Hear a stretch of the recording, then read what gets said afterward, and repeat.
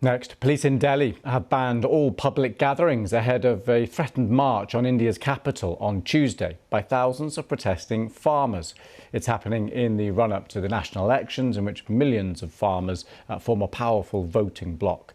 While security forces have been deployed, concrete barricades erected on the roads into Delhi from neighbouring states.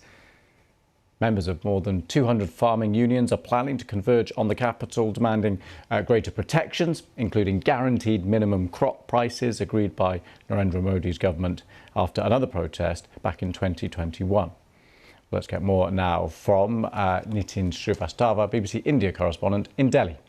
India's capital is preparing again for a massive farmers' protest, which might start from the 13th of February.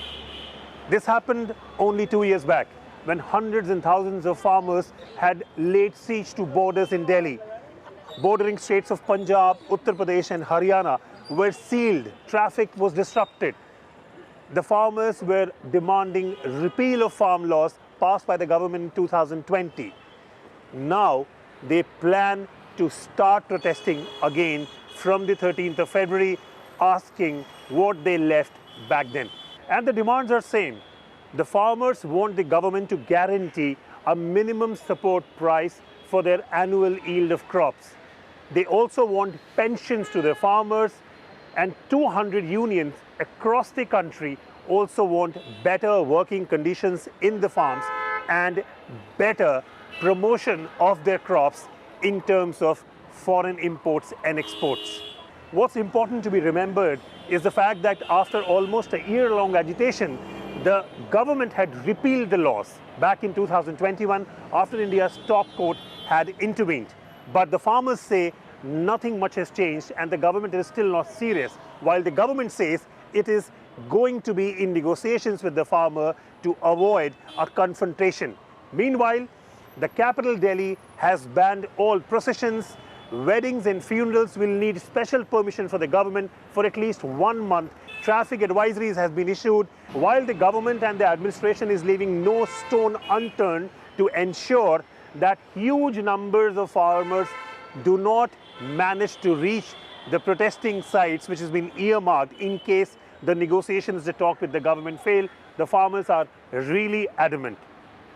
Now, citizens of Delhi and the adjoining areas are really bothered as to what the next month is going to be for them like if that happens again.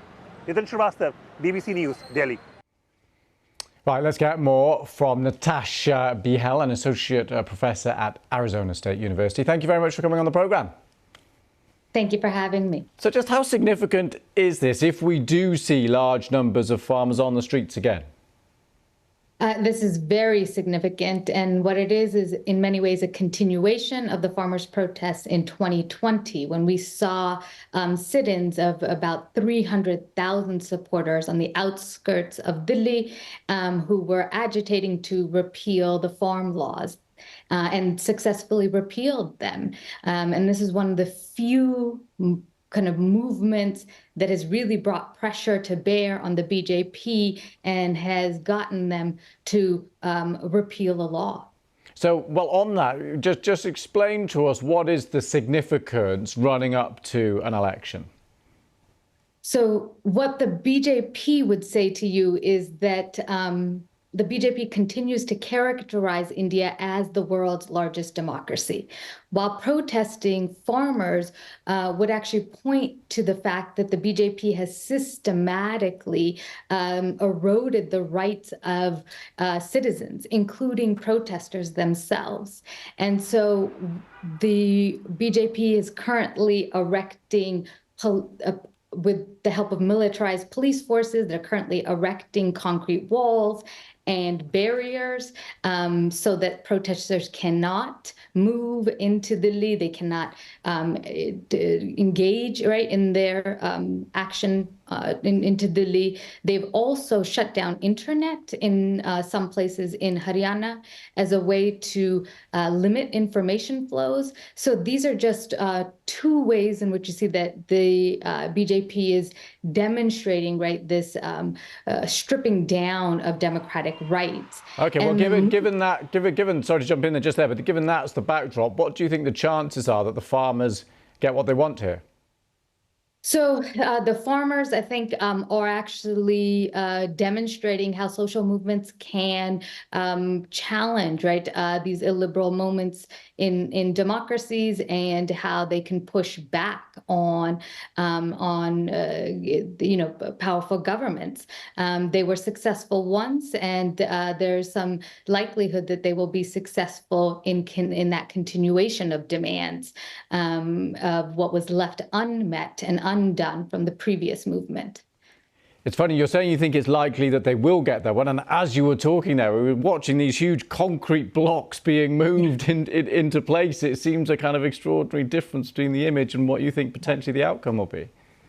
Well, I mean, we don't know, right? So what happened before, no one predicted or imagined that the farmers would be in the outskirts of Delhi for over a year. No one imagined that the laws would be repealed.